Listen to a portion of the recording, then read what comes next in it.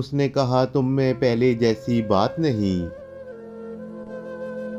मैंने कहा, अब जिंदगी में तेरा साथ नहीं। उसने पूछा, अब भी हर किसी की आंखों में डूब जाते हो। मैंने कहा, अब किसी और की आंखों में वो बात नहीं। उसने पूछा, क्यों इतना टूट के चाहा मुझे। मैंने कहा, इंसान हूं, मुझ में पत्थरों वाली बात नहीं।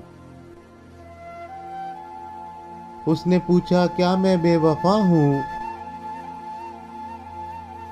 मैंने कहा, अब मुझे वफा की तलाश नहीं। उसने कहा, भूल जाओ मुझे। मैंने कहा, तुम हकीकत हो, कोई ख्वाब नहीं।